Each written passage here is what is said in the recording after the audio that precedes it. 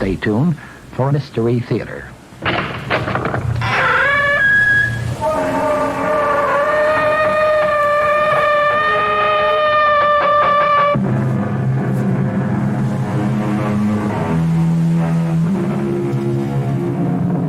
Come in. Welcome. I'm E.G. Marshall. I'd like to ask you something. What do you consider your most attractive feature? Your hair? Your eyes? Complexion? Your figure? Whatever, each of us is abundantly aware, though there are some who would deny it, of his or her most captivating attribute, and make the most of it, though there are some who deny that too. Be all this as it may, we're about to hear of a woman whose most beguiling characteristic was her smile, and because of it, the horrible thing that happened.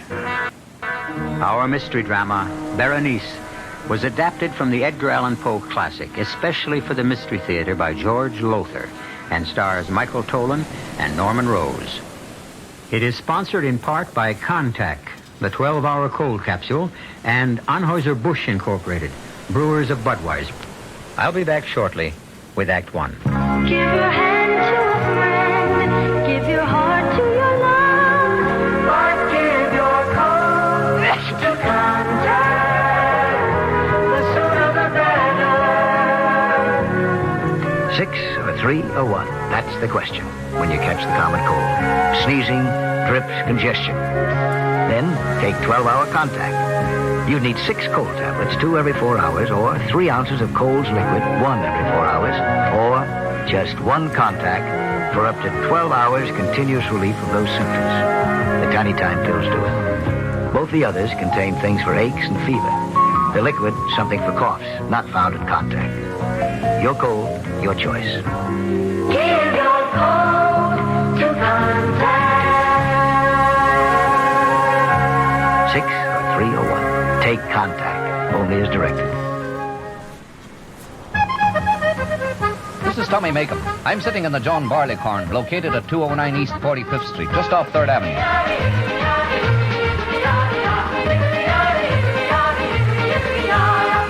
The John Barleycorn is New York's first and most famous Irish singing pub. If you want a sample of what Irish hospitality is really like, you should come in and soak up the atmosphere. The hospitality is warm, the people are cheerful, and the service is just fantastic. They have an old saying at the Barleycorn: there are no strangers here, only friends you haven't met. And you can prove that to yourself by dropping in anytime. You can have lunch, dinner, or supper 7 days a week. And a good time all the time. The food is fit for royalty, and as a matter of fact, some of the recipes have been handed down from the courts of Irish kings. The John Barleycorn, the Irish oasis in Midtown Manhattan. For lunch, dinner, or special party information, call YU6-1088.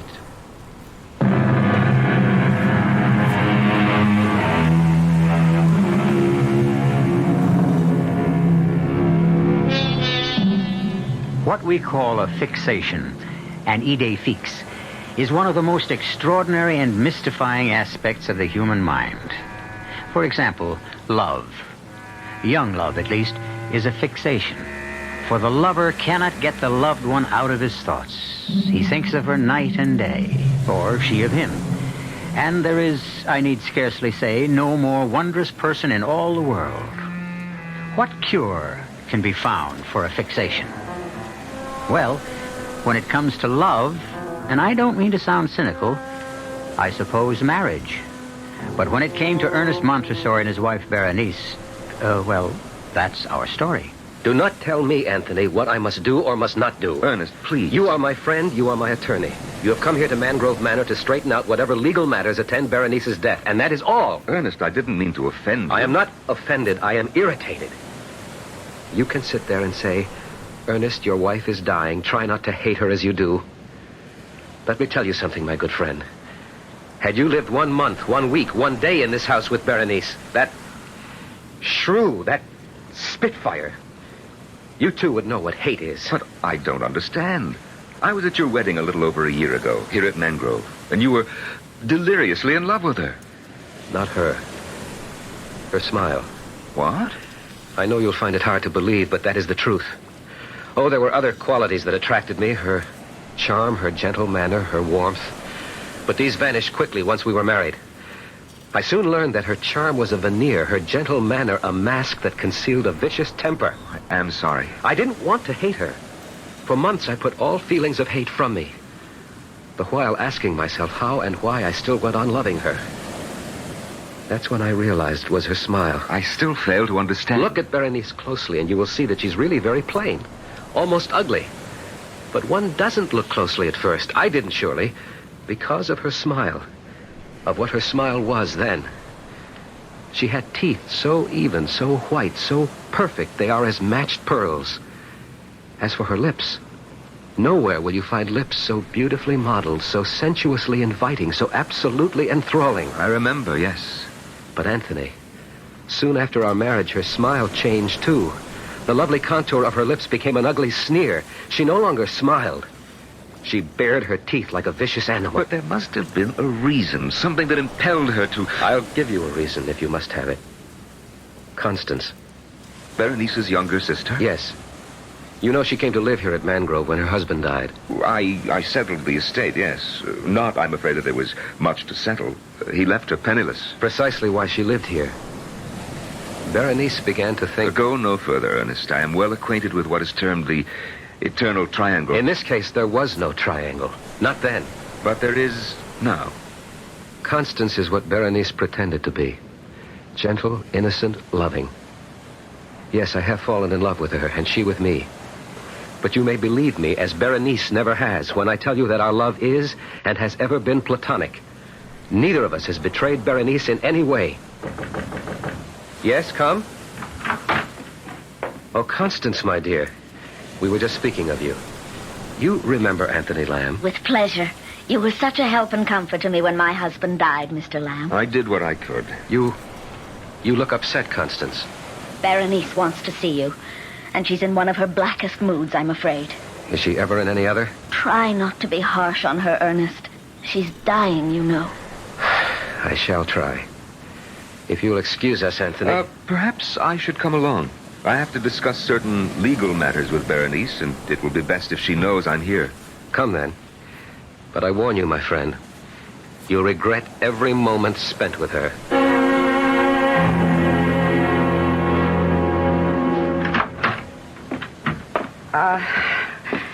It's you. You wanted to see me, Berenice. You. Not this army you've brought with you. Get out of here, Constance. Of course. And who are you? I've seen you somewhere. I remember you. I'm Anthony Lamb, Berenice. I don't blame you for not recognizing me. It's been over a year. Oh, yes. Yes, I remember you now. Ernest's friend, the pettifogging lawyer, the shyster. Why are you here? Well, now Yes. Well, Ernest asked me to come because... Well, Berenice, I'm told you're quite ill, and at such times it's best to... To make sure that all will be legally neat and tidy when I'm cold in my coffin. Well, you put it much... The only way it can be put. I'm dying, and I know I'm dying, and so do you. If you don't, you must be blind. And if you want proof of it, look. Once my smile was the most ravishing smile on earth. Look at it now. Yes. Yes, the color leaves your face, Mr. Lawyer. You all but shrink away because it's no longer the beautiful smile of the living Berenice, but the ghastly grin of the Berenice who'll soon be cold in death. Stop it. Stop smiling. Dear husband, what is it? You used to tell me my smile captivated you, enslaved you. Can it be that it now repels you? Oh, don't turn away. I won't look at you, not when you smile. Don't look then for all the good it'll do you. You'll remember. Soon I shall be dead. But my smile will never die. It will live on in your brain, Ernest. Wherever you go, whatever you do, it will be with you. No. This smile, this ghoulish grimace, because it was what you married. what you loved. And then came to hate. And you will hate it till the day you die, Ernest. For till that day, awake or asleep, it will haunt you.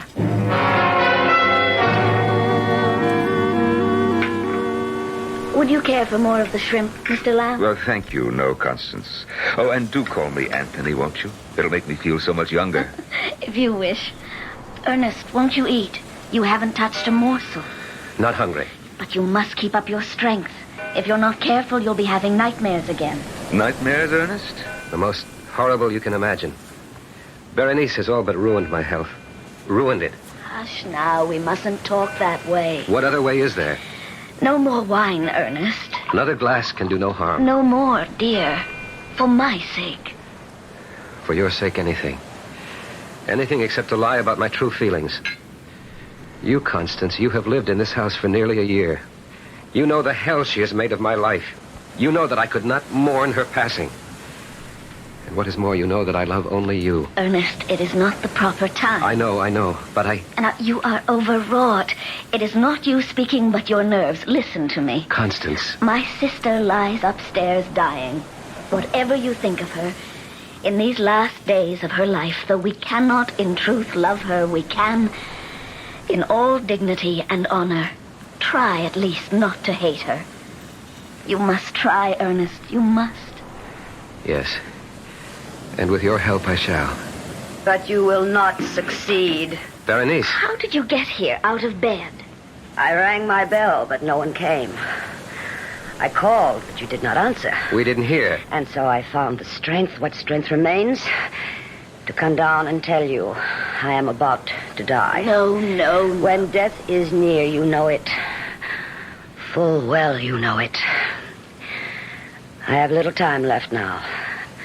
Perhaps only minutes. A glass of wine. Of course. He hurries to assist me, to comfort me, when in his heart he would kill me. No, Berenice, I would not. Liar. Berenice, you hate me. Say it, you hate me. Say it. Here, the glass of wine you asked for. That, your glass of wine. Sniveling, nightmare-ridden fool. I had hoped I'd at last found a man when I married you. You were like all the others. Berenice, let me help you back to your And bed. as for you, did you think I wasn't on to you and your little tricks? Did you think me blind, that I couldn't see what went on between you and my husband? Nothing. Before heaven, I swear that... Liar! I saw, I know. Little Constance. Innocent, saintly little sister.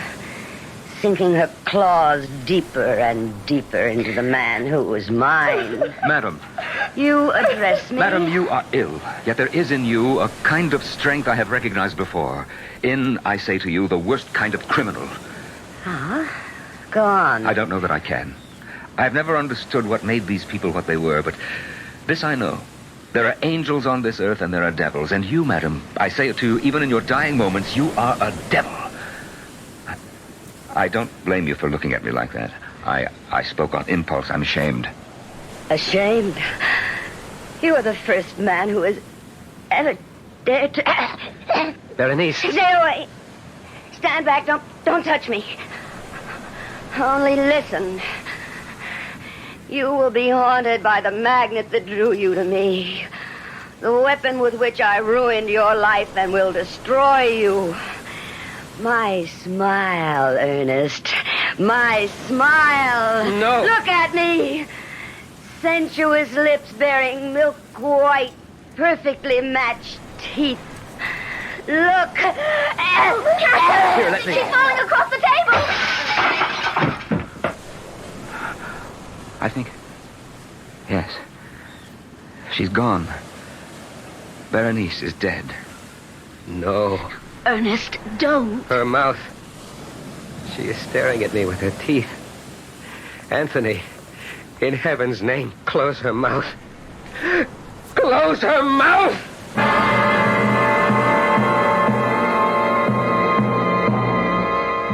I said at the outset, you'll recall, that because of Berenice's smile, a horrible thing happened. What has just happened in the dining room of Mangrove Manor is indeed horrible, but nowhere near as horrible as that which is about to take place. I will return shortly with Act 2. Inside you're free. Inside you're free after all.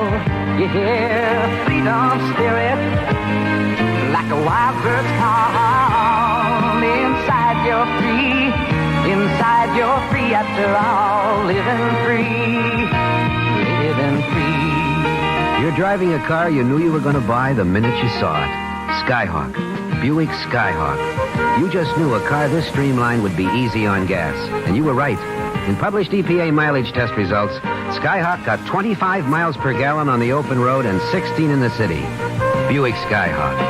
Dynamite. Inside you're free. Inside you're free after all. Living free. Living free. Living free.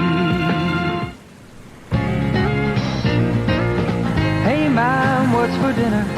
Hey, Mom, what you got? We're all starting the new year with a close watch on our budgets. Your ShopRite supermarket is helping with economy dishes that are high in nutrition, low in cost. First cut beef chuck steaks, just 57 cents a pound. Semi-boneless chuck steak or roast, 97 cents a pound. Beef liver, just 57 cents a pound. Pork loin, a 7-rib cut, 77 cents a pound. Dress up your beef dishes with fresh mushrooms, just 79 cents a pound. Throughout the store, you'll find a lot more for a little less at ShopRite. She loves her family. She wants the best. She does all that she can do. She lets ShopRite do the rest. Hey, Ma, what's for dinner? ShopRite has the answer.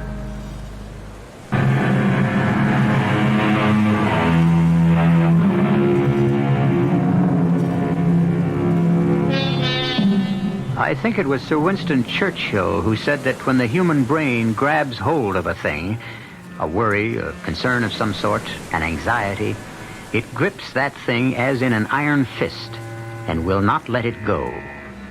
Clearly, then, this is what has happened to Ernest Montresor, who, even while she was alive, could not get his wife's sneering smile out of his head. And now that she has been placed in the family vault on the estate near Baton Rouge, Louisiana, well, listen. Ernest. Ernest. Yes, Anthony, what? It's more than half an hour since everyone left. Constance and I are getting chilled to the bone here in the vault. Let's go back to the house. Not till I'm sure the lid of Berenice's casket is nailed tight. But you are sure. It's madness, I know, Anthony. But I have the fear that somehow, in some way, she'll get out of her coffin and haunt me. You're letting your imagination run away with you, Ernest. You're tired, overwrought. My sister is dead. She'll not get out of her coffin. Come now. Ernest. Yes. Let us return to the house.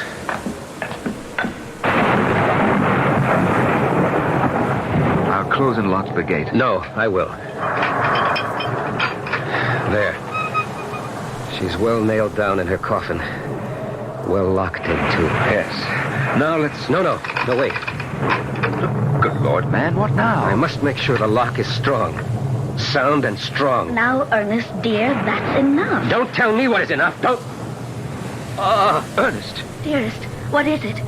Why are you looking at me with such fear? Never, Constance. Never so long as you live, smile at me like that again. You look like Berenice. But, Ernest, My nerves are shaking. I need a drink. Excuse me.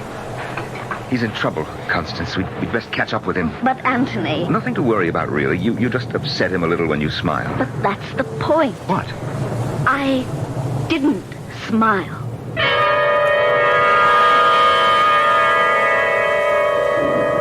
Will you take another brandy, Anthony? Thank you, no, Constance. As they say, one is as good as more. I wish Ernest thought so. He is drinking a bit too much, though he doesn't show it. His nerves burn up the spirits quickly. I have never seen him in such a nervous condition, never so exhausted. Let's hope he's having a good, deep, restful sleep. Speaking of what is good for Ernest, I hope you'll be able to stay with us a while, Anthony. I should like to, but I have pressing business in Baton Rouge. A few days? It would be such a comfort to Ernest. I'm sure, but the comfort he really needs is what you can give him. Constance, may I speak frankly? Of course. In ordinary circumstances, by which I mean had Ernest and Berenice still loved each other, I'd not suggest anything of this sort, but, well, all things considered, Constance, I should like to see you marry Ernest as soon as possible. Berenice not yet cold in her grave, and you? I do, yes. Constance, you alone can give him the love and the warmth he so desperately needs. I know, but... Oh, Anthony, whatever she was, Berenice was my sister. How can I, in all conscience, marry her husband within so short a time? It would be an act of indecency. Oh, no, an act of charity and of love. My dear, no immediate decision is needed. Think about it and should... No! What in the name of heaven? It's Ernest! No! Come, quick! No! Ernest, merciful Lord, what is it? Oh, it's you. You, good friend, and Constance. Then it was a dream. What was, my dearest? I dreamed that I was awake, that I'd awakened from a sound sleep. It was also real. I heard the storm outside and saw lightning brighten the room and thought, oh, good, I did manage to sleep and get some rest, and now I've awakened, and... Yes, and?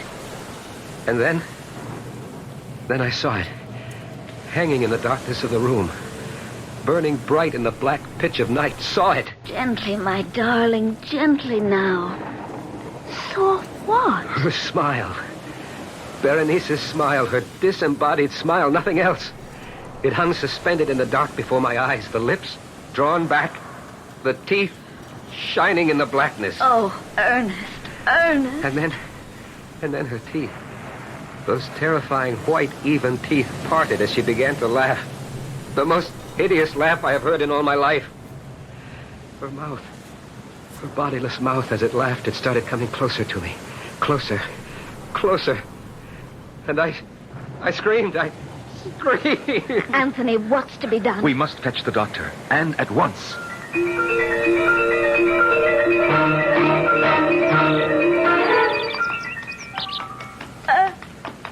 Ernest, stop for a bit. Oh, let's rest. Of course, my dear, of course. Here, let me help you down. Thank you, Ernest. There's a log over there. Shall we sit? I would rather stand and hold you. Oh, you are feeling better. Come, let's sit down. No, wait. Ernest? Please, listen, Constance. Anthony returns to Baton Rouge tomorrow. I had a talk with him this morning. He knows I'm devoted to you and you to me. He urged, not that I needed urging, that I ask you to marry me. Ernest, Do say yes, Constance. I beg you. Say you'll marry me. That's exactly what I was going to say once you gave me the chance. You will? You'll marry me? Oh, I will. Oh, I will. Constance. Oh, Constance. Let's hurry back and tell Anthony. Yes, that dear good friend of yours will be relieved to know, I'm sure. Here, I'll give you a hand up. There. Oh, Ernest, my horse. Oh! Ernest, he's running away with me. Ernest!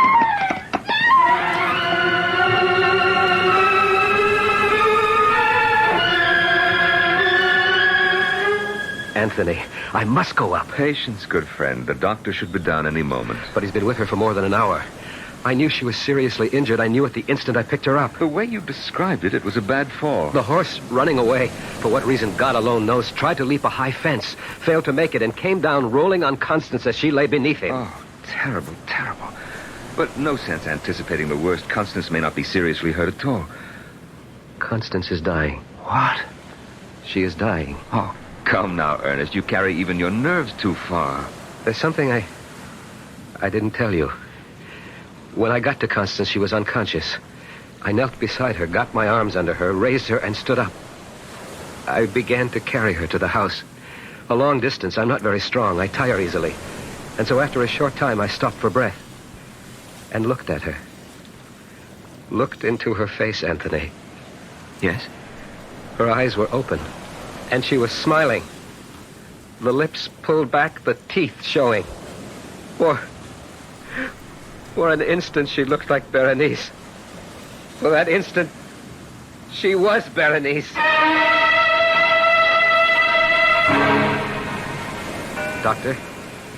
Doctor, is she... Don't bother him now, Ernest. But I can bear no more of this waiting, this interminable waiting. Look at her.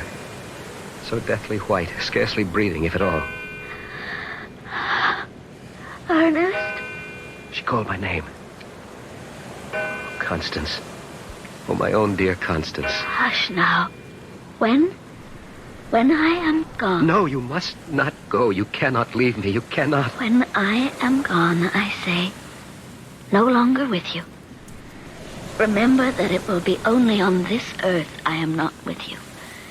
In spirit, I shall be beside you always. You are not going to die. You will be at my side, alive and beautiful, and my own dear adored wife. No, that is not to be. Berenice has seen to that. Berenice? She was there. Just before my horse leaped the fence, I did not fancy it. She was there. She stood on the other side of the fence, smiling.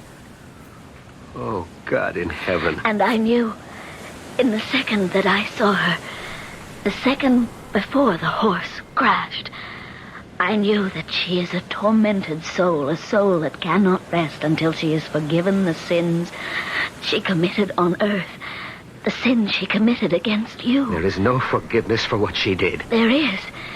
It is in your heart, my darling, if you will only search for it and find it. You are asking me to forgive her? Yes. Never. I could never. You must. You must. For my sake. Will you try? That is all I ask before I leave you, my dearest. Will you try? I will try. And I, in another world, will love you for it more than I have ever loved you in this. Kiss me. Oh, no. No, not if by saying that you tell me the time is near. Not if you tell me that. Yes. Oh, yes. Constance? Constance? I'm sorry, Ernest. She's gone. Oh, no. Leave him to me, Doctor. You have other matters to handle. Come, Ernest. Sit down. Here in this chair. Sit, and I'll pour you a brandy. Dead. Dead. Dead. I know how you feel, but you mustn't go to pieces. Think of what she said, that she will be with you, at your side always. What good is that if I cannot see her, touch her? What is he doing, the doctor? What must be done? Closing her eyes, straightening her limbs, placing her hands in repose. When he is finished, I shall sit with her, Anthony. Of course. And not leave her side till we take her to the vault. What's that? What? Listen. Someone laughing. No one is laughing, Ernest. Berenice. It is Berenice. She is laughing from the vault. From the vault. You doubt me? Here. I throw wide the window. You hear? You hear? I hear nothing. Laughing in triumph. Vicious triumph, because once again she shattered my heart. Laugh, damn you, laugh! But I shall have done with you yet! I shall! Oh! Doctor, quickly. He's fainted dead away.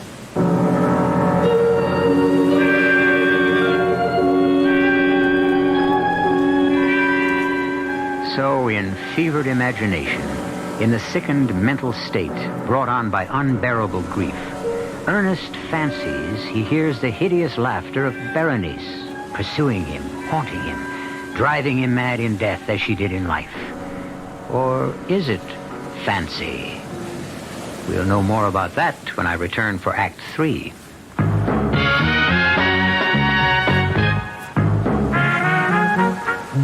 Some beer drinkers have funny ideas about beer. They think beer improves with age, like wine. Well, find a brewmaster, though. You'll find a beer drinker who knows better. The Budweiser brewmaster says it all depends on how beer is aged. Just letting beer sit in lagering tanks makes it older. not necessarily better. That even goes for keeping a case around the house for a couple of months. But there is one kind of aging that's good for beer. The Budweiser kind. Beechwood aging. In this kind of aging, something happens. It lets all the flavor of the choicest hops and best barley malt that go into Budweiser get through to you. Sure, it takes more time and trouble to brew Budweiser that way, but brewing beer right does make a difference. Anheuser-Busch, St. Louis.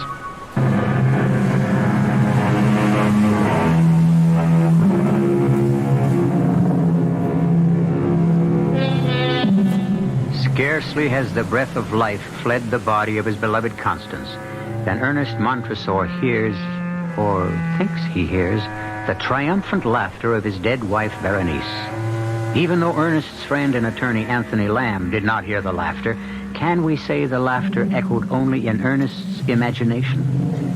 If it comes to that, who can say that imagination is not reality? Be that as it may, let us now join Ernest and Anthony in that family vault. It would seem that you're right, Anthony. Berenice must still be in her coffin. The lid is tightly nailed. Of course. But her laughter, so horribly clear. Ernest, there was no laughter. You imagined it. No, I heard it. She murdered Constance. She made the horse run away, fall, and kill her. Oh, Anthony, how can I rid myself of Berenice? Can I get rid of her? She was vile, vicious, clever. Clever. What? Clever. That's it, clever. We look at this coffin lid. We see it tightly nailed, and so we think she's still there. But of course she is. No, don't you see? She was clever enough to nail it shut again after she left it. Here, give me that pry iron. You're not going to... I must be sure. I must make absolutely certain she is still in her coffin. Otherwise, I dare not bring Constance here. Ernest. Can't you understand? Constance will lie here in the same vault with Berenice. If Berenice has the power to leave her coffin, what might she not do to the sister she hated as she hated me? You see? You understand? Yes, Ernest. So then... There.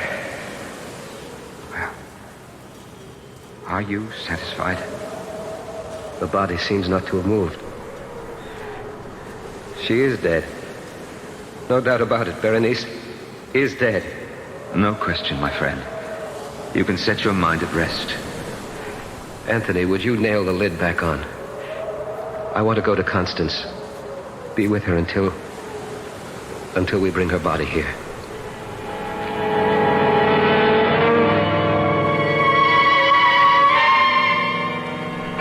Ernest. Yes, Anthony. Ernest, it's 2:00 in the morning. Not for her. Not for Constance. For Constance, there is no time now. Ernest, please go to bed. To bed? To dream? Once again to ride a nightmare? I asked the doctor to give me a sedative for you. Now, if you'll take It will do no good. More harm than good. I've taken them before, and I cannot leave Constance alone. Not to the awful loneliness of death. I will stay with her. No. I will. I must. Ernest, hear me now. You will drive yourself mad if you go on like this. As your friend, I... What? You heard it? I am not hearing things. That sigh. It was Constance. And look, Ernest, look. Color. Her cheeks. Color coming into her cheeks. Pulse. How do you feel for a pulse? Now, let me... Yes? Yes? There is no pulse. And yet, a faint warmth. Her wrist beneath my hand feels... Ernest, I tell you, there is warmth. Alive. She is alive. Oh, God, in your merciful goodness, I thank you. Thank you. And while you're thanking God, I'll fetch the doctor.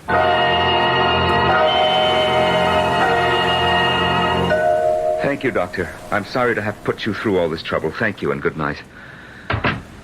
I'm sorry, Ernest. Strange. Very. There was color in her cheeks, warmth in her body. Yet by the time the doctor arrived, the warmth had fled, the color vanished. She was once again a corpse. Anthony, what do you make of it? I cannot say. I don't know. It's one of the most baffling things I've ever seen. But then Mangrove Manor seems alive with strange things. Not so strange if you had lived a year with Berenice. If you had come to know her as the devil she was. I begin to believe you. It's 4 a.m, and I've been up. We both have been since early yesterday. There'll be much to do tomorrow, and both of us must get some rest. No, not I. I will stay with Constance. All right, Ernest, but be sensible. But take that large armchair in the corner and see if you can at least doze for a time. Very well. I'll go to my room for an hour or two of sleep. All right. And Anthony, thank you for all you've done. That's nothing. It's nothing.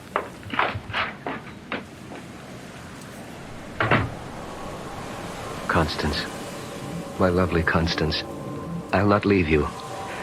I shall be there in that chair across the room. In this chair, Constance, still very near you, still watching you, waiting with you, through the long silence of death. Again? It was you? Again? You are sitting up. You are leaving the bed and coming toward me. You are not dead. You live.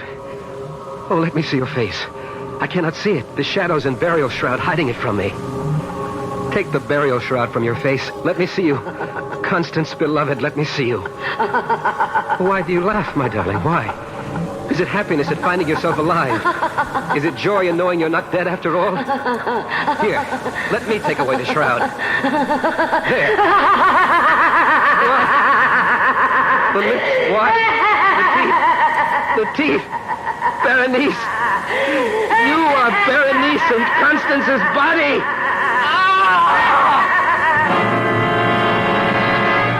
No, Ernest, no, it was not a nightmare. I thought it was. I thought I'd had another horrible dream, that I'd gone to sleep in the chair and dreamed it all. I might have thought so, too, if I'd only found you lying on the floor unconscious. But, my dear friend, I cannot describe my shock. Constance's body was sprawled across yours. Constance's body, but Berenice's spirit. Don't think about it. Put it out of your head. Impossible. It is etched in acid in my memory. I shall see it in every moment of my life, waking or sleeping. The lips curled back in that fearful sneer. The teeth. The terrifying teeth. If only I could blot them from my mind, but I can't. Perhaps you can. Perhaps there is a way. What? If, as you think, Berenice is using Constance's body to haunt you, torment you. She is. Then all we need do is what we must do in any case. Bury Constance in the vault. But of course, I sicken at the thought of placing my own dear lovely Constance in that cold, moldy chamber. And yet it must be done. And with her body locked within the vault, Berenice will be unable to haunt me. But I must leave, Ernest. I have stayed as long as I can, far longer than I anticipated, and I do have other business, pressing business in Baton Rouge. The thought of being alone in this huge and empty house, is there no way to persuade you? I'm sorry, Ernest, but there isn't. I've done all I can for you. You know I have. Of course I know it. There is no better friend in all the world than you, and I have no right to urge you to stay, none at all. But I am afraid. Afraid to be alone. Afraid. Of all things, it is a madness. Afraid of Berenice's teeth. I suppose it is a form of madness. Berenice is dead and buried. Constance is dead and buried, and so Berenice cannot inhabit her corpse to torture you. She'll find a way. She will not. She will. She lies in that vault out there, and in time her body will rot. But teeth do not. And so long as a tooth remains in her skull... Ernest, it's 10 o'clock. I have a long, hard ride ahead of me tomorrow. I must get to bed, and so must you. We are both very much in need of rest. Rest. So long as I live, there will never again be any rest for me.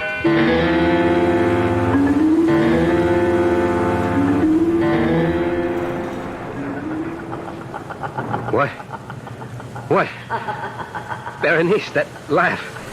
Did I hear it or only dream? Open the window and listen.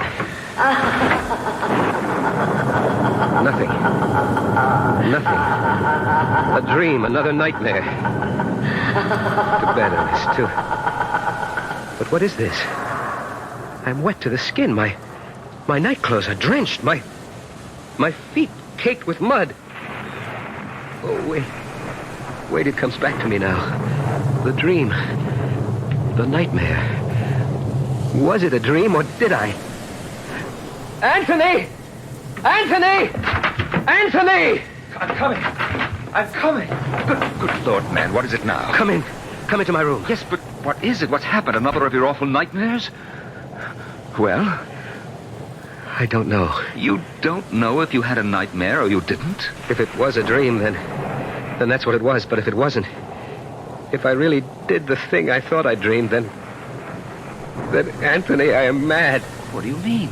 I mean that if I really did it, I've done something so horrible it could only be the work of a madman. Ernest, what did you do? I dreamed. Oh, make it a dream. But look at me. My clothes soaked through, my feet muddied. I must have done it. Done what? What? I left my bed and went outside to the tool shed. The tool shed? And found what I was looking for. And then I went to the vault. In this storm you went? Yes, to the vault. I unbolted the gate and went in. And then I pried open Berenice's coffin. Oh, no. Yes. There she lay, moldering in death. But the lips drawn back and the teeth, those white, even, perfect, gruesome teeth, exposed. I stared at them, stared in a horror of fascination. And then taking the instrument I brought with me, I did what had to be done to save my sanity. What? What did you do? I dare not speak of it, put words to it. Nor can I bear to look. Look? To see, was it dream or reality? Look at what? When I had done it, I returned here to my room. I placed the instrument on the mantel. In my dream, I placed it there. And though it must be a dream, please, go to the mantel. See if the instrument is there. Very well, Ernest. I see nothing here but a pair of pliers. Oh! This is the instrument you used in your dream? No dream. No dream. Can't you understand that now? No dream. The pliers are there. I did it. May a merciful God forgive a madman. I did it. The table. My bedside table. Look there now. Look. They are there. They're here. On your bedside table. All of them. All of Berenice's teeth.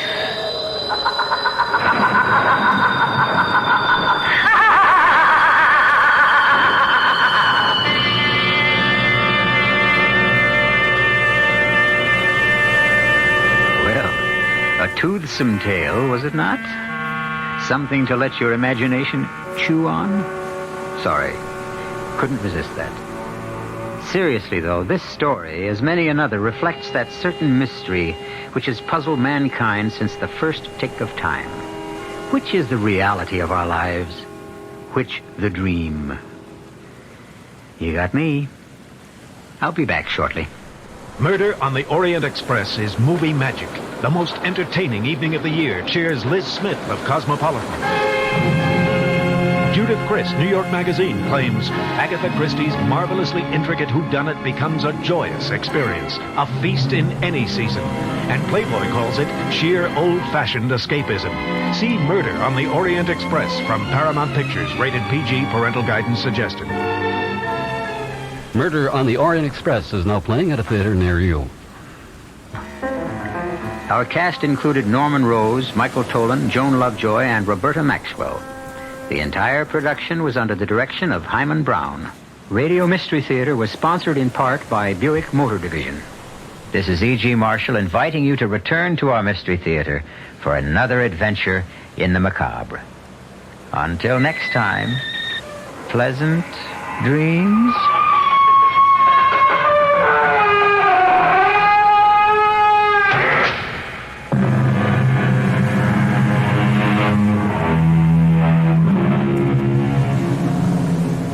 The preceding program was furnished by the Columbia Broadcasting System. Your dial is set for 15 minutes of late news with John Scott reporting. This is WOR New York, an RKO General Station. 11,000 more workers, mostly in the auto industry, are losing their jobs. The National Cancer Institute studying a virus that may cause human cancer. New York City cops must wear name tags beginning Monday morning. The man's is partly cloudy tonight and cooler, the low in the 30s. Sunny and unseasonably mild tomorrow, the high in the low 50s. This is John Scott with the 8 o'clock edition of the news featuring the Financial Review. More layoffs are in the news. Today, more than 11,000 workers, mostly in the auto industry, learned that they would be laid off their jobs indefinitely. General Motors says it will put almost 3,000 employees at its Lordstown, Ohio plant on indefinite layoff beginning January 20th. 3 GM divisions in Indiana also announced layoffs affecting a total of 1,335 employees. In all, GM's indefinite layoffs this month have affected 1/4 of its 370,000 hourly workers in the United States. Chrysler says over 1,000 of the 3,000 workers at its casting division plant in Newcastle, Indiana, will be laid off Monday.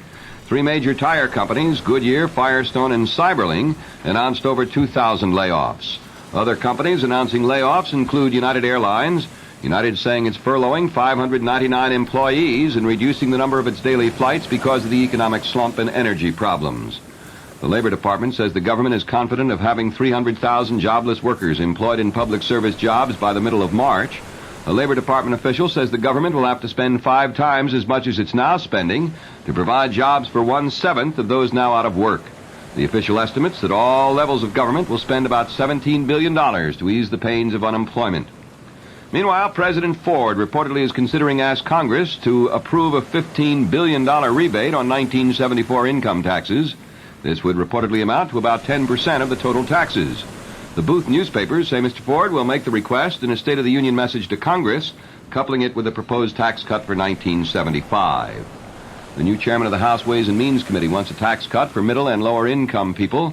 Representative Al Ullman thinks a cut will help the recession by pumping billions of dollars back into the economy. The Oregon Democrat wants the measure acted on quickly. I'm going to recommend to the committee that we go into immediate consideration of an emergency tax measure. It's my hope that it will involve immediate relief to individuals in the low and middle income brackets. It will give some corporate relief where it's needed, and might very well include part of the energy package and an end of the depletion allowance that we had recommended last year. That's the kind of package I think we can act quickly on. It's my hope we can get it to the floor of Congress by the 1st of March and get it passed by the House, and then over to the other body where they can move on it hopefully very expeditiously and hopefully limiting it to the emergency measures, non-structural measures that will feed revenues back into the economy, which is the whole purpose of the bill. Major northeastern sugar refiners cut the price of their industrial sugars by more than $3.50 a hundredweight today. The price cuts by CPC International, Amstar, Sucrest, and the National Sugar Refining Company are the first since December 13th. The Food and Drug Administration has extended its restrictions on the use of saccharin. This came after the FDA received a new scientific report which failed to establish the safety of the artificial sweetener. Since February 1972, the FDA has restricted the average adult's intake of saccharin to 1 gram a day. The FDA says it will take several months to complete more exhaustive tests. The National Cancer Institute is trying to determine whether a virus isolated at the institute is a human cancer virus. The virus was discovered in blood cells originally taken from a victim of a rare but lethal form of leukemia. The institute is studying the virus to determine whether the virus is of human origin and not a contaminant from an animal. A White House spokesman says President Ford is giving intensive consideration to South Vietnam's request for additional U.S. funds. Presidential spokesman Ron Nessen says Mr. Ford feels the amount of aid voted by Congress to both South Vietnam and Cambodia is inadequate.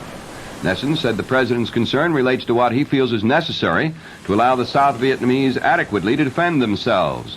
Nessen wouldn't say how much extra aid the president might seek. Senate Majority Leader Mike Mansfield said he's opposed to any additional aid for South Vietnam or Cambodia, and the Montana Democrat adds that such a proposal would probably meet vigorous resistance in Congress. Former President Nixon celebrated his 62nd birthday today at his San Clemente, California estate. Mr. Nixon, recuperating from surgery for a blood clot in his left leg, spent the day quietly with his wife, Pat. The WOR News Time. It's 5 minutes past 8. Food shoppers, by this time, one of your New Year resolutions should be to save on your weekly food bill, and the place to do that is at any nearby Bohack or village supermarket. Here are some examples of real savings for you. USDA choice beef, top or bottom round roast for a low $1.29 a pound. You'll also find a pork loin sale. The rib end is just a low 79 cents a pound. And here's a special price reduction. USDA grade A large white eggs, only 79 cents a dozen. And with any additional $5 purchase and coupons, you can save on all of the following. Wesson oil, the gallon jug, only $4.79. Scott towels, the jumbo roll, just 29 cents. Hunt's tomato sauce, the 8-ounce can, just 5 cents. And Pillsbury Ballard biscuits, the 8-ounce size, just 7 cents. So remember, in 1975, the place to save is at any nearby Bohack or village supermarket, where you'll find an abundance of quality foods at old-fashioned prices. The federal government has found appalling conditions in some local nursing homes. The Department of Health, Education, and Welfare says it will no longer support nursing homes that don't meet federal requirements. HEW says it will cut off federal Medicaid funds to 5 homes in the city and 9 in New York State. It's part of a new federal policy. Assistant HEW Administrator Peter Franklin explains. Where the nursing home has a provider agreement and is providing services under the Medicaid program, and we go in as the federal government and find that this home does not meet the conditions of participation established by federal regulation under Medicaid, we will notify the state, be it New York or any other state in the union, these are national regulations, that we are terminating the federal financial participation, the 50 cents on the dollar, to this nursing home through the state. And this is very major. This will assure that the taxpayers' funds will not be used to support unfit care. Governor Carey will name a special prosecutor to investigate alleged Medicaid fraud in the nursing home industry in a day or two. Informed sources said that those being given strongest consideration for the post were Special State Prosecutor Maurice Najari and Joseph Hines, First Assistant to Brooklyn District Attorney Eugene Gold. Also reported to be under consideration was Morris Abram, former president of Brandeis University. This just in, former Brooklyn Congressman Bertram L. Podell, a state and federal lawmaker for 20 years, was sentenced tonight to 6 months in jail and fined $5,000 for using his influence as a Democratic congressman in an effort to obtain a Bahamas route for a Florida air taxi service. The Long Island Lighting Company, Lilco, now has the authorization to boost electric rates for the second time in a year. The State Public Service Commission has approved the latest rate increase, which would yield $35,600,000 a year for Lilco. Together with the interim rates in effect since last June, the utility would receive $64,300,000. The director of meat purchases for the Waldbaum supermarket chain has pleaded guilty in federal court to receiving kickbacks from wholesale suppliers. Without opposition from the U.S. Attorney's Office, 51-year-old Barnett Friedman was allowed to plead guilty to one count of receiving over $4,500 in kickbacks during 1972. Now, we'll have the weather and the top of the news in brief right after this.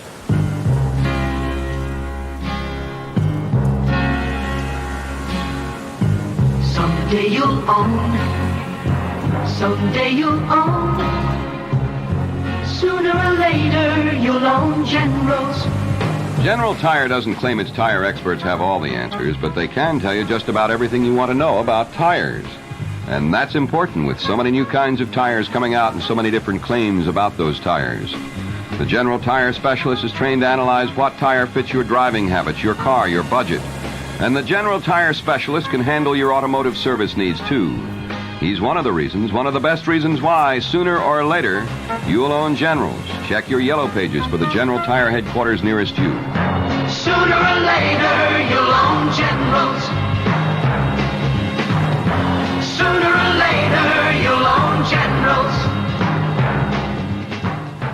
Here's the Weather Watch update for New York City and the vicinity. Mostly cloudy and partly cloudy tonight. And cooler with a low in the middle 30s. Sunny and unseasonably mild tomorrow with a high in the low 50s. Increasing cloudiness tomorrow night, the low near 40. Cloudy on Saturday with a chance of rain developing in the day, the high in the low 50s. Right now in clear mid-Manhattan, it's 42 degrees. The humidity 79%, the wind northeast at 5 miles an hour, and the barometer is rising from 30.09 inches. And the top stories, more than 11,000 workers, mostly in the auto industry, are being laid off their jobs indefinitely. The Labor Department says the government expects to have about 300,000 unemployed workers on public service job payrolls by March. The White House spokesman says President Ford is giving intensive consideration to more aid for both South Vietnam and Cambodia. The National Cancer Institute is studying a virus isolated in its laboratories to see if it's a human cancer virus. New York City cops must wear name tags beginning Monday morning. And that, friends, is the 8 o'clock edition of the news. This is John Scott reporting, bidding you good night. Next news as it happens, next scheduled news at 9 over WOR Radio 710, The Talk of New York with Lester Smith. Now be sure to stay tuned for Barry Farber, coming up next over WOR New York and RKO General Station.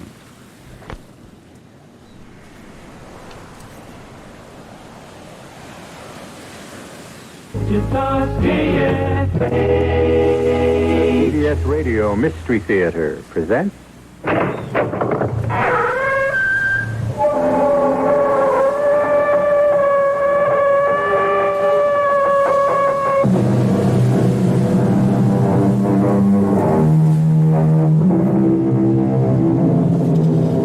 Come in. Welcome. I'm E.G. Marshall. Mark Twain once said that everybody talks about the weather, but no one does anything about it. An ever-increasing army of people feel that way about pollution, but happily are doing something about it. Trying, anyway. But trying, mark you, against great odds. Odds which can be lumped under the one descriptive word, apathy. Apathy. Perhaps the most destructive negative force mankind has ever known. A force which could easily have led to the strange tale I bring you now. Nils, I order you. Put Magda out of the house instantly. She is my wife, Mr. Manderson. You can't ask You fool! She's caught the Red Death. Brought it into my house, my sanctuary. Look at her. Beads of sweat on her face. Blood red sweat. She's caught the plague. Plague or not, I am not putting her out to die. Then I am. And one move from you to stop me and you'll go out with her. I mean what I say, Nils. Every word of it.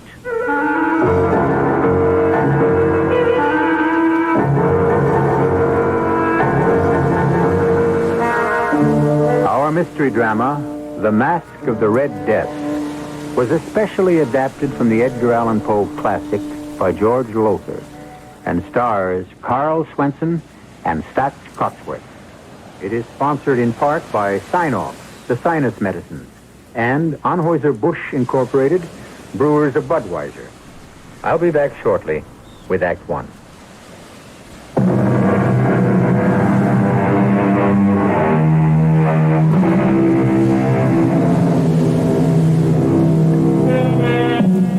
The Mask of the Red Death. The word mask, you should know, is spelled M-A-S-Q-U-E and means masquerade. And to begin this particular masquerade, I'm going to ask you to join me in a huge house, a mansion, on top of Lookout Mountain. We're in a vast living room, one wall of which is made of plate glass, through which, in whatever direction the house turns, yes, you can turn the house by pressing buttons, can be seen miles on miles of country far below. There are others in the living room with us, including the multimillionaire owner of this luxurious estate. That tall, expensively dressed, gray-haired man over there, Milo Manderson. So just shut up, Jack. Once and for all, shut up. Milo, all I'm saying And I'm sick of hearing you say it.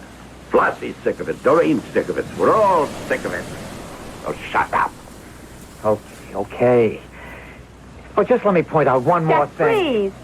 Can't you see how upset you're making my father? You're talking as if he were doing something perfectly awful, when all he's doing is saving us from the Red Death. You ought to have a little more gratitude, Jack. Don't you understand? Any of you understand? Look out that window into the valley where the village is. The farmlands, dead animals in the fields, cows, horses, pigs, chickens, everything. Doreen, shut him up. Shut him up or I won't care if he is your husband. This is the only reason I brought him along. I'll throw him out. I'll make up your mind, Milo. You didn't bring me here. You forced me here. For Doreen's sake, not yours. You penniless hayseed, you farmer. Huh. Would you believe it? 1996. Here we are in the year 1996, and he's still farming like it was 20 years or 30 years ago. Not 20 years ago, Milo. Not 30, 100. I'm trying to bring the land back to what it was, trying to replenish the earth, to restore what fools like you took out of it with every pollutant you can think of. I'm trying to save... Now I've had it. I'm warning you for the last time. Doreen, talk to this fathead you married. Talk some sense into him. Milo, give Frosty a little drinky. A little martini. I could do with one myself. Now, you talk to him, Doreen. Jack, my father's right. With you, he's always right. Now, listen to me, honey. There's a plague out there, and it's spreading. It's spreading all over the country, and people are dying by the thousands, and all Father's trying to do is save us from it. I tell you, he can. He can. Father has never failed, never, at anything he made up his mind to do. He spent weeks stocking this place with food and water, everything we'll need to stick things out until the plague's over. All those people dying out there, and we Well, still... why shouldn't we? They'd do the same if they could. Who wants to find himself sweating blood all of a sudden and dying in hours? Not me. I'm sorry for them, Jack. I really am. But that's no reason for me or you to go out there and die with them. There's such a thing as conscience, Doreen. Oh, Jack, you're impossible. What's that noise, Father? The helicopter. Yeah. Yeah, let me turn the house. You'll be able to see it coming in from the east. There she comes. The helicopter, Milo? Bringing in a couple I hired to do the cooking and housework. The Ostroms, Nils and his wife, Magda. I hired them through a New York agency and had my pilot fly them out. What about the plague, Father? They could be bringing it with them. I had them checked out, complete physical, and every precaution taken to keep them from any contact with people till they got to the chopper. Nothing to worry about. Oh, look at that gorgeous hunk of man getting out of the cup. That's Nils. Ooh, 6'4" if he's an inch. Long blonde hair. Oh, wow. You keep your eyes on me, baby. I'm the guy you're going to marry, remember, not him. How could I forget? You're the guy with all the money. Yeah. Okay, here they come. As soon as they get in the house, we lock the place up solid, and I mean solid. Nobody gets in or out till this plague is over. You're Nils Ostrom, that right? Yes, Mr. Manderson. And this is Magda, your wife. Yes, sir. I should tell you she cannot hear or speak. She is a deaf mute. A deaf mute? Well, how in Hades are we going to talk to her then? Give orders? She can read your lips. Excuse me, sir? Yeah, what? The pilot of the helicopter, he asked me to ask you, will you let him stay? No way. He is standing out there, sir, waiting for one sign or another from you. To motion him to come inside or wave him away. Well, he's going to get waved away. Wait a minute, Milo. What now, farmer boy? I'm going with him. Now, Jack, we've been through all this I'm before. sorry, Doreen. I love you. You know that. But I just can't save my own skin while others are dying. Not if I can do something to help. Milo, you forced me to come here. And I'm forcing you to stay. Father! Well, that'd defeat your own purpose, wouldn't it? To shoot me, Milo? Oh. No intention of killing you, Jack. Just a bullet through the leg to stop you, and I'll do it. I'm going to protect you from the plague whether you want it or not. Not for your sake, but for Doreen's. She loves you. You don't ask me why, but she does. That's the only reason I'm keeping you here. Nils, you and your wife start locking the place up. Yes, sir. Come, Magda. I'll wave that pilot off. You could have let him stay, Milo. You may be sending him to his death. And if it weren't for Doreen, you'd be going along with him. Now shut up and help get this place locked up.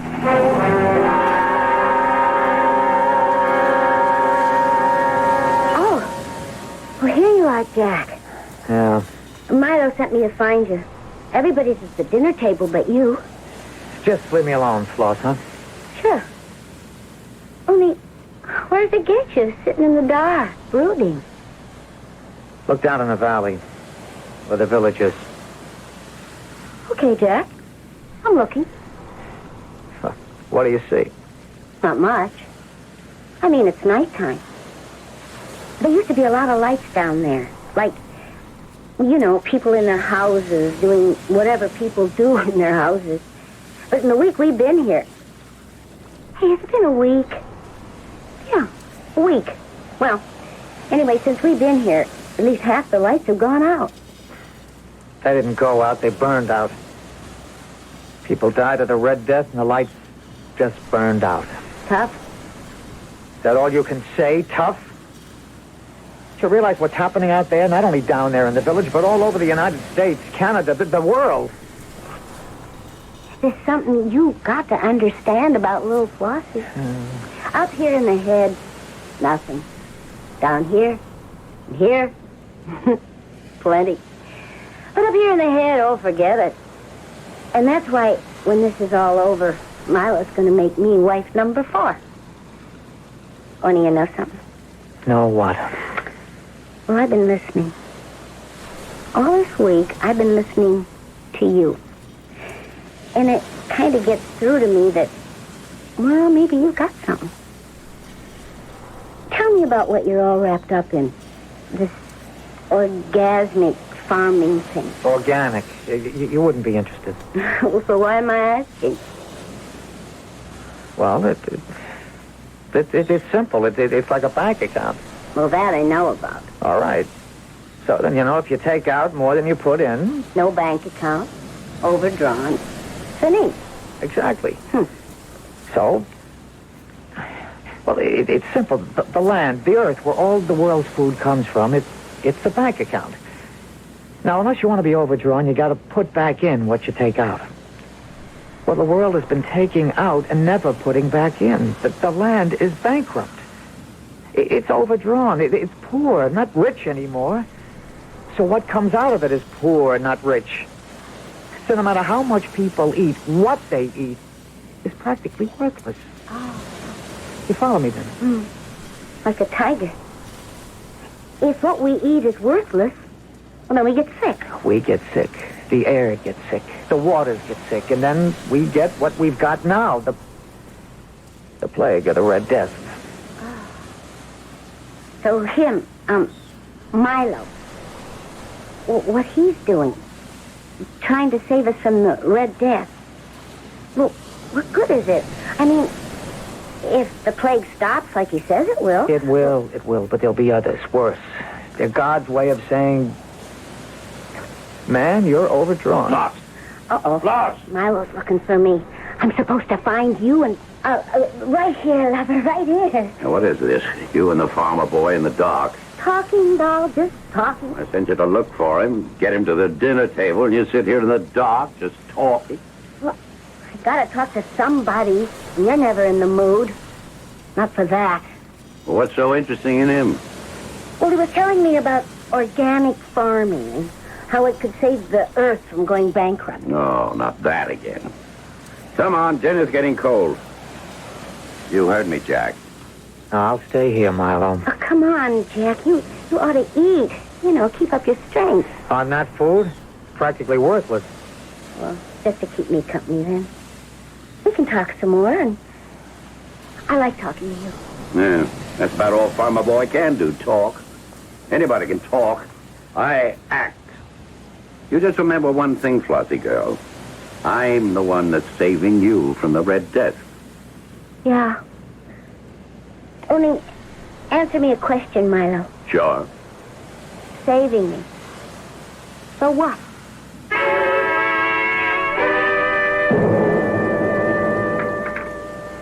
More souffle, Mr. Mundus. No.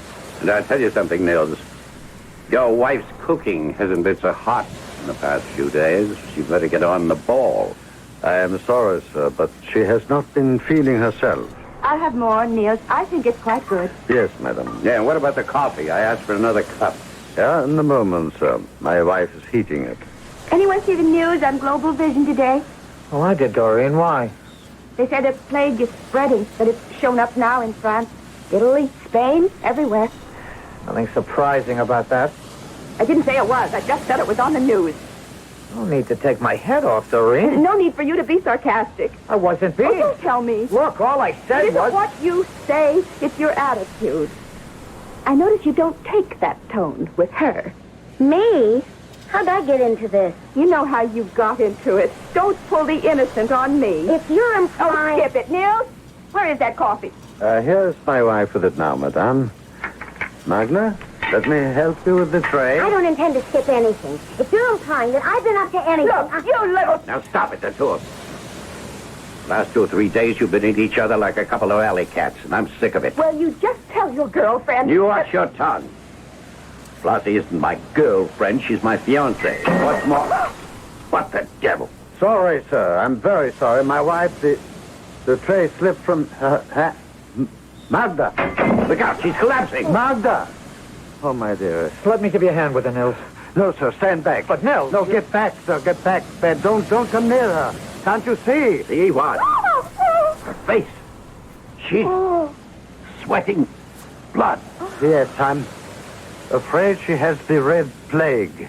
It's worse than that. She's brought it here.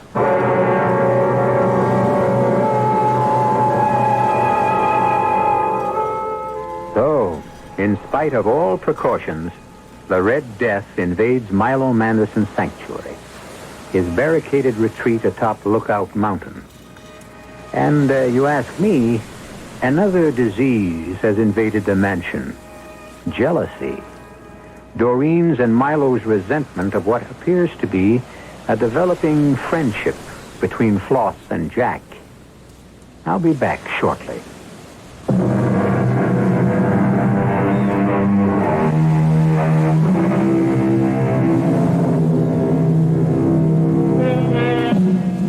As ye sow, we are told in the Bible, so shall ye reap. It would appear that multimillionaire Milo Manderson is on the threshold of doing some reaping. He thought himself and his few chosen companions safe from the plague of the Red Death, secure in his isolated retreat atop Lookout Mountain, the world and the spreading death in it barred from his door. Not so. Magda Ostrom, wife of Nils, the couple Manderson brought to do the menial work of the household, has just collapsed. Get her out. What? Get her out.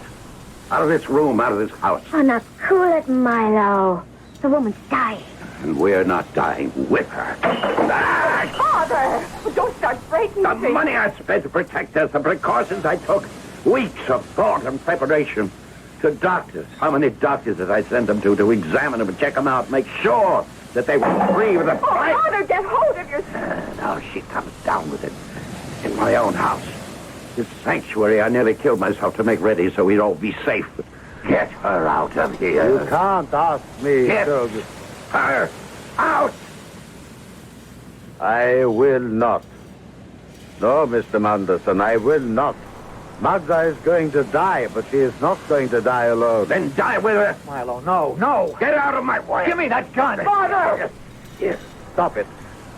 All of you, stop it. Oh, now you're giving orders. You! Shut up and listen. My wife trying to say something in sign language. Yeah, Magda. What? No.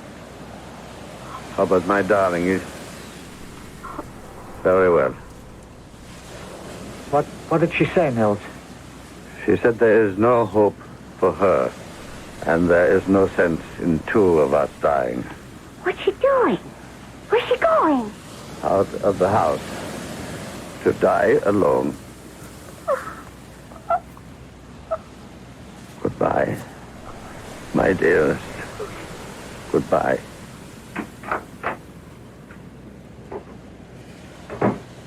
I'll see you dead for this, Manderson. Mr. Madison. And I'm not scared by threats. No threat, Mr. Manderson. A promise. Business has been brought to a virtual standstill throughout the world. Here in the United States, countless thousands who tried and are still trying to leave the congestion of the cities for what is considered the relative safety of rural areas Shut that thing are off. blocked by military and local I said police. shut There that are thing riots off. in that...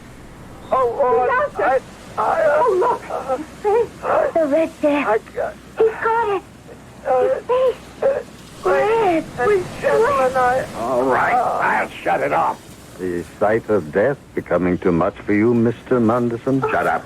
I'm sorry, sir. I thought perhaps the sight of my wife's body lying out in the patio where she collapsed and died. Niels, you'll go too far, I warn you. I'd shoot you now if we didn't need you. Need me? For what? Are you also incompetent, so helpless you can't do for yourselves? The ladies can cook. Me? I can't boil water. And I don't intend to. That's what you are paid for.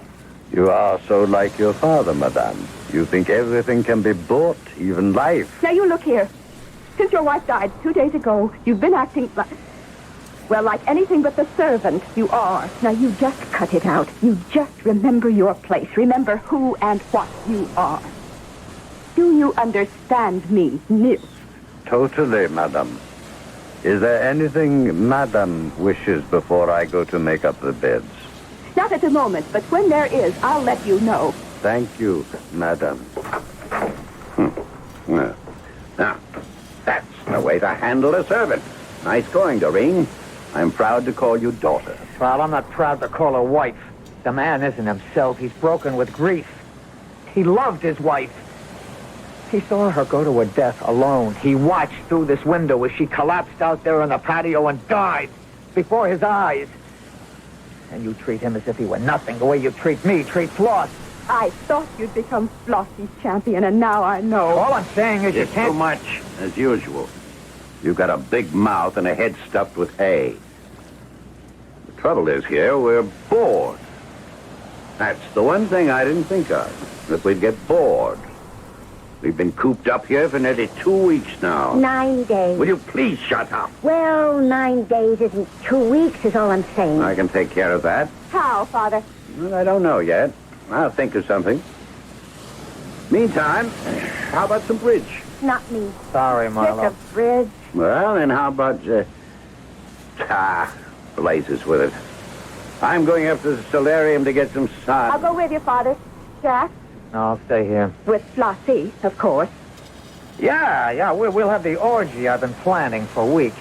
I wouldn't be surprised. Oh, join me in an orgy, Floss? But you know something? What? I have joined you. What do you mean? Well, me, I'm no great brain, but... Well, I'd have to be a dope not to... Well, anyhow, begin to realize that you're right. Milo and Doreen, well, they're wrong. Oh? Hmm? If you mean it, what you keep saying all the time, that is. You mean... Well, like the world's gone to hell. It's become a cesspool, you called it. Yeah, cesspool of corruption. But it can be cured, brought back to what it was once. Pure and clean and beautiful and healthy. You mean it when you say you want to get out of here and go out there into the world, right into the middle of the plague, whether it kills you or not, so that you can do all you can to help people build a brand new world? Yeah, I mean all that. But I can't get out. Milo's got the keys to every door. The windows are unbreakable. I could get the keys. Easy. You do that? You're with me, not him? I never was with him. It was a deal, kinda, you know. Yeah. So what do you say? Well? That means leaving Doreen. You still got a thing for her, huh? I never lost it. Oh. Well, you got decisions to make. Leave Doreen and do what you believe is right. Or don't leave Doreen and don't do it. A decision I don't think you need make, Mr. Reynolds. Not yet. Nils, I apologize. I overheard something of what you've been saying. Whatever your decision, it would be foolish for you to go out into the world right now, sir. You think so, Nil? I know it, sir. The plague is reaching its height. In a few days, it will begin to break and then recede. But right now, and for the next few days, it will be at its most dangerous point. But believe me, sir, leave here now and your death will be assured. And you are among a handful the world cannot afford to lose. Not at this time. Nils, you're something else. You know that? Sometimes you talk like you know all there is to know. It'll be fun, Doreen. A barrel of fun. Costumes. What about costumes? That's all taken care of. Hey, now, Floss, Jack, yeah, you, Nils. I got a great idea.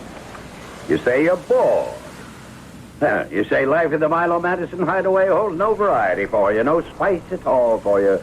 Well, I tell you what I'm going to do. I'm going to give you a party. A party? Not just a party, Jack the boy. A masquerade party. Are you crazy? What do you mean crazy? Party? A masquerade party? When out there the world is dying? Milo, it's obscene. You see, Doreen, I told you. Beat my brains out thinking of something to liven things up, to keep us from going nuts with boredom. Where do I get? Where?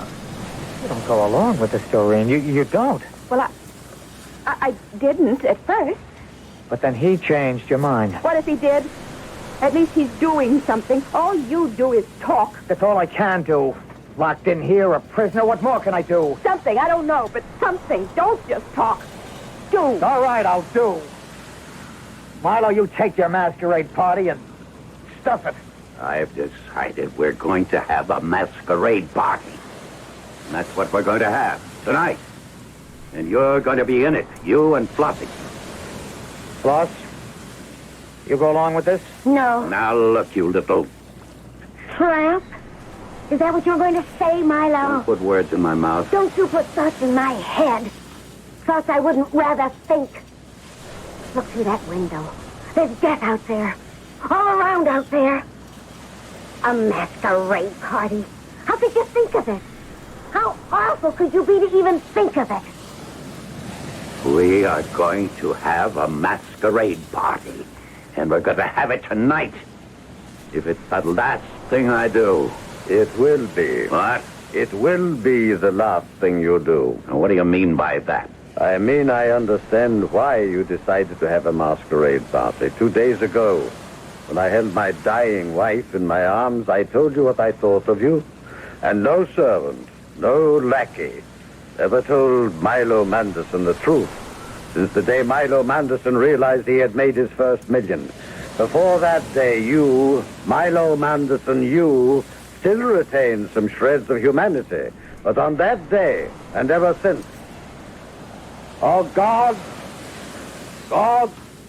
I call on you. What has this mortal become? He's crazy. Look at him. Arms outspread. Looking up at the ceiling, calling on God like he knew him. He's out of his head. Hear me now, Milo. Milo! Hear me. It's revenge you're after. I told you the truth. The truth of not what you are, but what you have become. God made you beautiful. You have made yourself ugly. You must learn you are wrong.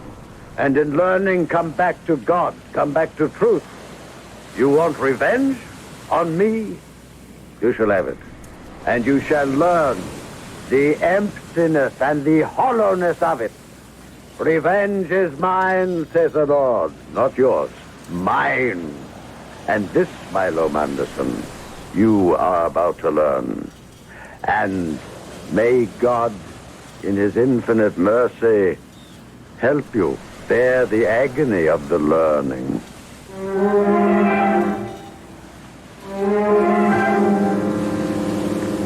A strange speech, surely.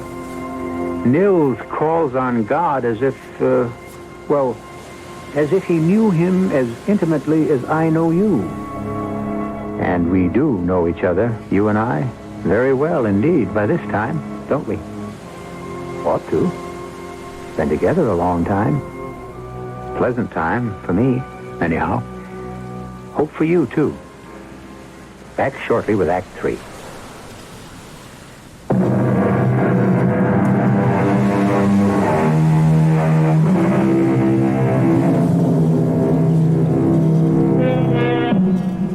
Death, in the form of a plague, known as the Red Death, lays waste the world, while in an isolated mansion atop Lookout Mountain, multi-millionaire Milo Manderson, seeking refuge, barricades himself and his companions from it. Now, vengeful or callous, or both, he proposes to hold a masquerade party to relieve the boredom of their voluntary imprisonment. We rejoin the small, beleaguered group in the vast living room of the mansion as... He's gone crazy. You have, Nils. You know that. You've gone crazy. No, not I, you. A long time ago. You don't see me acting like I was God. Don't I? I think Nils is right. In a way, Milo, you've come to think you're more than God, really. Now you are going too far, Jack. No. Wait a minute, Doreen. Wait just 1 minute. Let this hayseed husband of yours go on. So, God sent the Red Plague to wipe us all out. That is, eh? Maybe he didn't. Maybe he didn't have to. From where I sit, you created it yourselves. You're as crazy as Nils. Wait and see, Milo. Just wait and see. Yeah. And while I'm waiting, we'll have our party. Yes, there's a big closet in the game room, and it's loaded with costumes. From the bash we had up here a couple of years ago, Doreen, you remember? Yes. So you can all get your costumes from there. Nils, you break out the Port Rocher. I've been saving that champagne for a special occasion. And if you ask me, this is going to be a real special occasion. It will indeed be that, Mr. Manderson. The most special occasion of your life.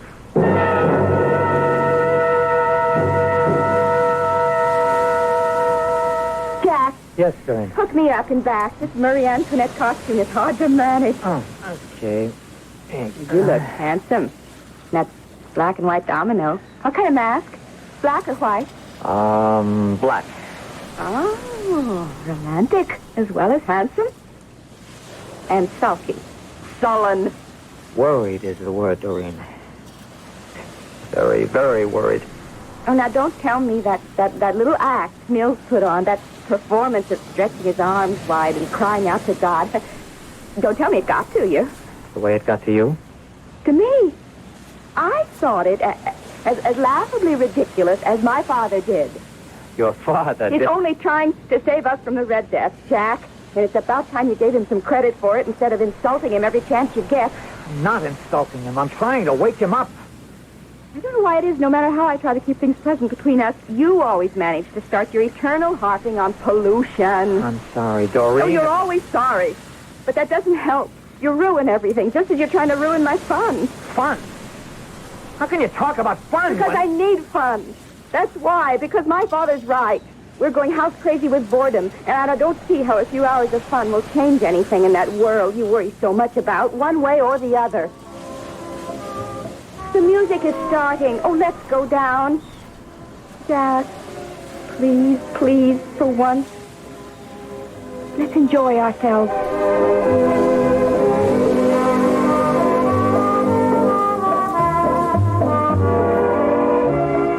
Come on, Floss, come on. The way you're dancing, put some life into it, baby. I don't feel like dancing. Well, you will. All you need's a couple more glasses of champagne. Soon take care of that. Now, say one thing for Nils. He may be batty as a bedbug, but he's a good servant. This Port Roger is perfectly chilled. Okay, honey. Another glass for you, and another for me. Bottoms up. I can't. How can you? How can you? Don't cry, Floss. Don't cry. I can't help it. How can I try to be happy with all that's Out there beyond that window. Be happy? You want to know the truth? I'll tell you. The truth keeps crowding in on me, pressuring me, trying to suffocate me. But I push it away. Because if I didn't, it would suffocate me. Flossie, the truth is, way deep inside me somewhere, I'm scared. Scared? You? Doreen. Jack. Well, welcome to the party. Oh, look at you, sweetheart. Dolled up like Marie Antoinette. Careful you don't lose your head tonight. And Jack, hey, you look terrific in that black and white. What's it called? Domino. Yeah, that's it. That's what it looks like. Oh, and say, you want to see something really terrific? Take a gander at Flossie, a fairy queen. You look lovely, Floss. But white? My dear, you in white. No, hey, come now. None of that. Not tonight. Tonight, even if it is just for tonight, we're going to stop sniping at each other. Hold it. Wait a minute. We need Nils. He's a guest, too. He's a kind of a serving guest, but still a guest. Nils? Hey, Nils. Oh, the party's starting. Come on, join in. Coming. And hurry up. We all want to see what costume you're wearing. This one, Mr. Manderson. Who do you think you are? Who the devil do you think you are? I beg pardon, sir? Your costume, it's blood red.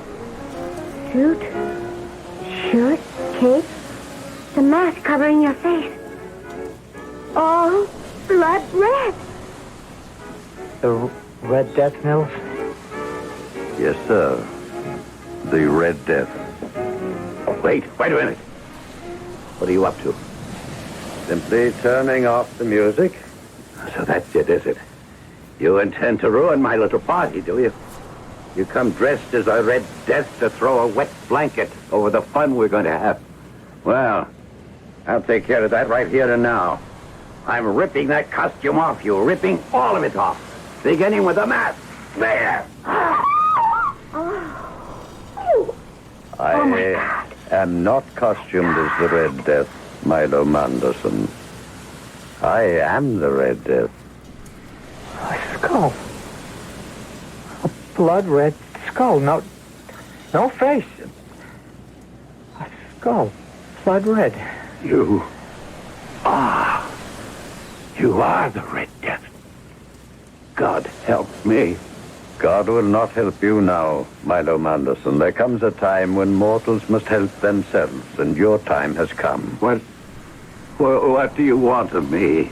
You may make a choice I will give you. You may make the choice for good or ill. Name it. I'll choose what's right, what's good. I swear it to you.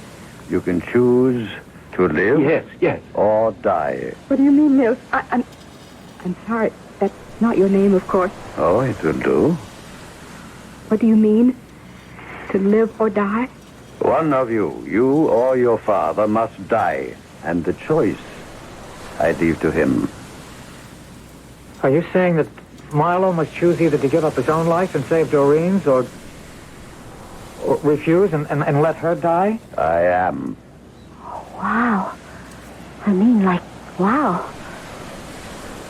Nils, what about Floss? What about me? You have no part in this. When I am gone, as I soon shall be, when I no longer plague the world, you and others like you will be needed to restore it, replenish it. Me? Him I can understand, but me? I'm nobody. I'm nothing. And that makes you something. Milo Manderson, what is your choice? Haven't I anything to say about all this? Haven't I some choice in whether I live or die? None. But that's not fair. If my father chooses to let me die to save himself. But he hasn't. Not yet. Choose, Milo Manderson. Choose. Father. I can't die. I can't face death. It's too horrible. The thought is too horrible. Horrible. Your daughter dies then. Yes. What? What was that? He can't make a choice, don't you see? He hasn't the courage to choose death for himself or for me. Scared. He said it himself. Deep down inside, scared. And I never knew in all these years. Never knew. I thought he was the strongest man on earth, but he's just a scared child. He'll take me. He must make the choice. Choose. Choose. No. Take her. Take Doreen. She offered, didn't she? She's not afraid. But I am. Look at me. Look, I'm sweating with fear. Look again. You're not sweating with fear, but with death. Red. Remember, I sweat. Blood. Red. I. Stricken, Milo Manderson. Stricken with the red death. But why? Oh, why? You gave me a choice. And again, you chose the wrong one. You chose to do evil instead of good, as you always had. Always. Now die. No! Die. And may your soul go to the hell it deserves. No! He flung himself through the window. I knelt there next to Max. Oh, Mother. Easy, darling. Easy. Take it easy, sweetheart. Nils, I think... Where is he? He was there a second ago. But now, just a costume laying in a pile on the floor. He's gone. Well, let's hope so. Let's hope he's gone forever. Not only from here, but from the world out there. What world? What's left of it? There are still some lights burning in the village. And everywhere else, I guess. Those that are left. Maybe God made a choice. And maybe we're part of it. Whether we are or not, the only choice we've got is to go out there and start helping. Start rebuilding, start creating another... and with God's help, a better world.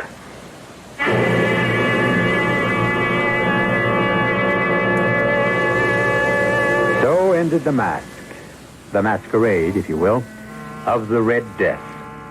The year 1996 isn't too far off as years go. And as we know, there are men and women in the world today with the foresight to see what lies ahead if the pollution of our air and our water and the very earth itself isn't brought to an end. I'll be back shortly.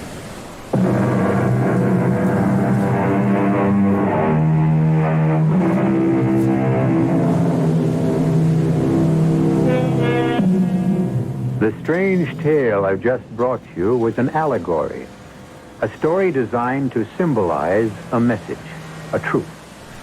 Of course, it never happened, but it could.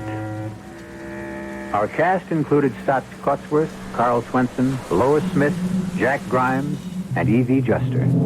The entire production was under the direction of Hyman Brown. And now, a preview of our next tale. Listen. What's that? What's he saying? He's crying as if his heart would break. Oh, this is terrible. Poor Wyatt. He's in agony out there. Yes, I can hear him. Poor man. Will, what is he crying over? It can't be the painting, even if it had been damaged when those sailors bumped the box. Elvira, it can't be that. It isn't. Isn't? I told you I've had this feeling all along. This sense of something. You know. And now I'm sure. It isn't a painting that's in that box, Will. It's a corpse. A corpse? And the question that I've been asking myself all along is, whose? Radio Mystery Theater was sponsored in part by Buick Motor Division. This is E.G. Marshall inviting you to return to our Mystery Theater for another adventure in the macabre. Until next time, pleasant